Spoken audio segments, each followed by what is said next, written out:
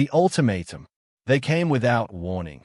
Silver ships like knives through the sky, blotting out the sun over every major city on Earth.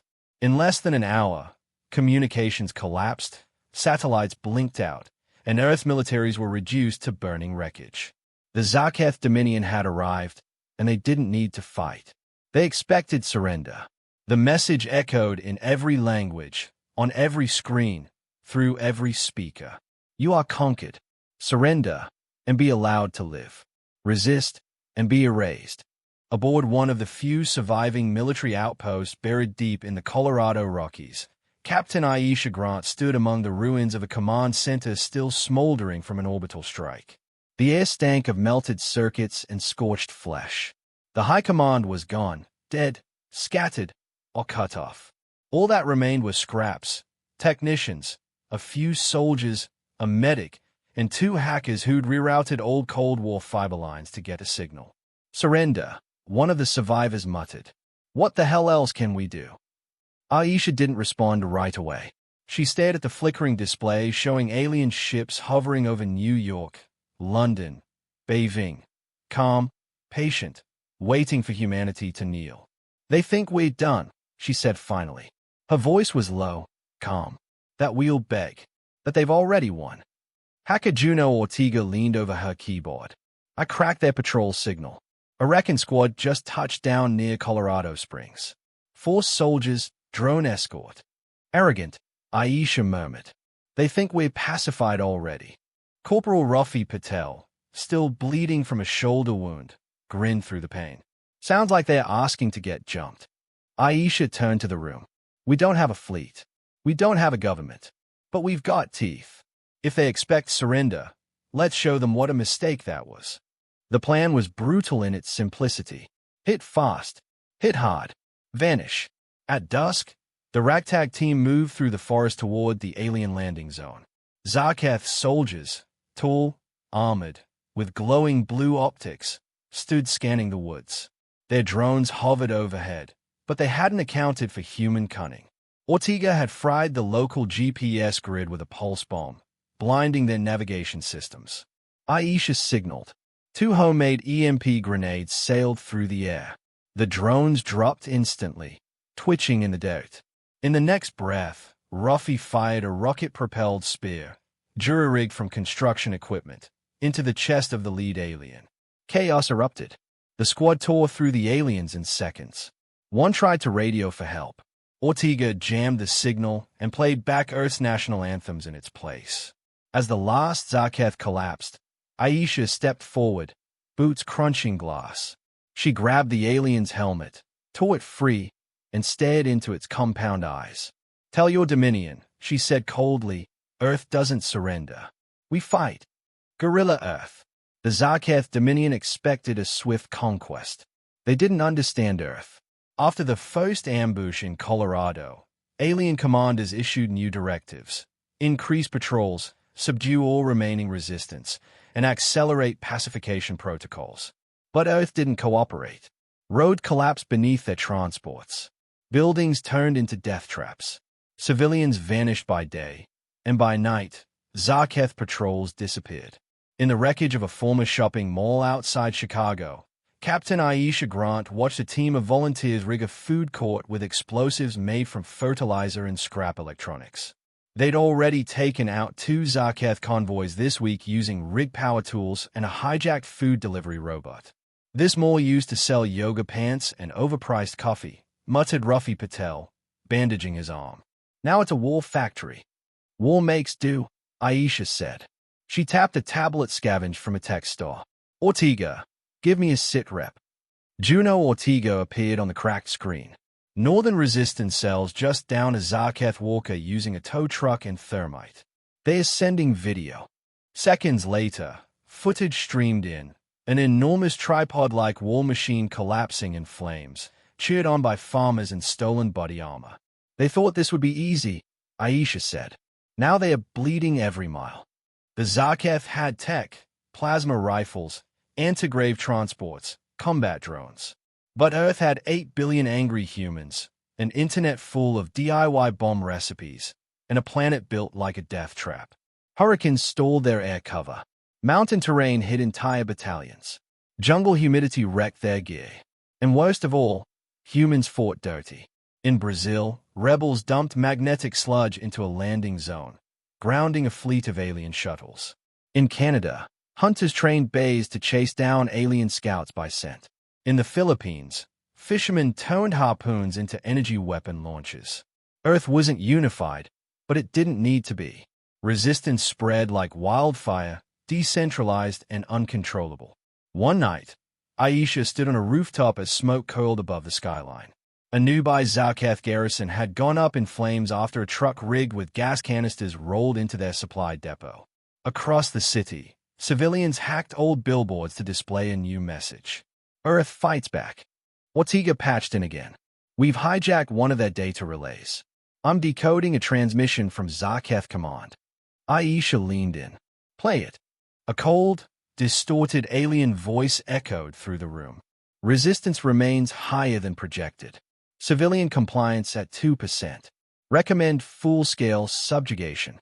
Human unpredictability untenable. Aisha smirked. They finally noticed. Back in the field, another trap was set. Aisha's team watched from a distance as a Zarketh patrol entered the mall. A hacked Roomba whirred across the tile, beeping innocently. Then everything exploded. In the distance, someone painted a new symbol across a wall. A skull wrapped in barbed wire. The new emblem of Earth's rebellion. They were supposed to surrender. Instead, they were winning. When Earth strikes back, the tide was turning. The Zarketh Dominion had never known defeat, not on this scale. They had glassed planets, crushed rebellions, erased species. But Earth refused to die. The more they tightened their grip, the more the resistance grew. Now, the unthinkable was happening. Humanity wasn't just surviving. It was pushing back. Captain Aisha Grant crouched in the ruins of an old observatory overlooking the Rockies. Spread out before her was the crown jewel of the Zarketh occupation, a shimmering relay tower pulsing with blue light. It was their communications hub, bouncing signals between orbit and Earth's surface. If they could take it, they could speak to the stars. "You sure we can hijack it?" she asked. Ortega's voice crackled in her earpiece. "With enough time, I can reroute its signal. But we'll only get one shot. Once they notice the breach, they'll blow it sky high." Ruffy cocked his rifle. "Then we'd better make it count." That night, the strike began. Under cover of a thunderstorm, the team moved through mud and fallen trees, lightning slicing the sky. They slipped past patrols, climbed shattered infrastructure, and breached the perimeter using scavenged alien tech. Inside, Aisha and Ortega raced to the main terminal. Sparks flew as Ortega connected a Jurarig transmitter to the Zarketh console. "Signal locked," she said. "Broadcasting now." Aisha took the MIC. Her voice, hoarse but defiant, echoed across Earth and beyond. "To the peoples of the galaxy, this is Captain Aisha Grant of Earth. The Zarketh came to conquer us. They failed. We will not kneel. If your world suffers under their rule, know this. You are not alone. Earth stands, and we fight." The signal was short. The explosion that followed was massive. Zarketh drones swarmed in too late. Ortega had already set the relay core to overload. Flames lit the night sky as the tower collapsed in on itself, and Aisha's team vanished into the storm. Across the galaxy, the message hit like a spark in dry grass. On dozens of occupied worlds, whispers of rebellion stirred. For the first time, the myth of Zarketh invincibility cracked. Back on Earth, resistance forces launched simultaneous strikes across 3 continents. Liberated cities flew banners fashioned from torn uniforms and resistance graffiti. Human engineers used salvaged alien cores to power prototype railguns and hybrid artillery. Even old space junk was weaponized, turned into kinetic rods dropped from orbit. Aisha stood in a repurposed alien gunship, now painted black with Earth symbol emblazoned on its hull. The same message played on repeat across Zarketh channels. "Earth stands. Join us, or fall with them." High above, Zarketh Command ships drifted uneasily. Reports of uprisings on other planets poured in. Their war of conquest was fracturing, and Earth was no longer just defending itself. It was leading the charge. The war they never expected. They thought Earth would break. Instead, Earth became the spark of a galaxy-wide inferno. The Zarketh Dominion's empire, once ironclad, was unraveling. Their propaganda channels were flooded with Earth's message. Their fleet stretched thin, their governors dead or in hiding. In a matter of months, their greatest mistake wasn't invading Earth, it was underestimating it. Captain Aisha Grant now led more than just a resistance. She led a movement. On the bridge of the ISV Bastion, a retrofitted Zarketh battleship stolen during a daring orbital raid, Aisha stared out at the stars. Fleet beacons flashed across the galactic map.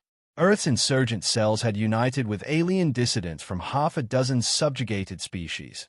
The insectoid Crawl, the crystalline Nairi, the amphibious Velith. All had suffered under the Dominion. All now flew Earth's skull and barbed wire banner. Final assault vector locked in, Ortega said from the nav console. Zarketh Prime is within range. Aisha nodded. Time to end this. The fleet surged forward, converted mining freighters, stolen destroyers, and modular warships built in earth-shadowed bunkers. They weren't polished.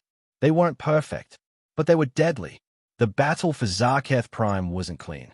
It was a maelstrom of plasma fire, kinetic slugs, boarding actions, and hacking assaults. Human Marines stormed command decks, armed with machetes, railguns, and rage. Alien rebels followed in force, shouting war cries in their own languages, rallying under a human cause. Aisha personally led the charge on the Citadel Spire, the Dominion's seat of power. The interior was a cathedral of arrogance, towering monoliths, glowing runes, and levitating thrones. Zarketh elite scrambled to flee. Aisha shot the last one herself.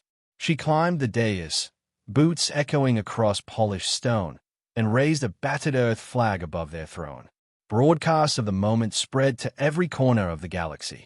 To the Dominion's remaining worlds, it wasn't just a defeat, it was humiliation. Their unbreakable rule had been shattered by what they called a primitive species. By humans. Back on Earth, celebrations erupted in bombed-out streets, in underground bunkers, on crowded rooftops. Civilians wept. Fighters cheered. Resistance leaders lit bonfires made of captured Dominion banners.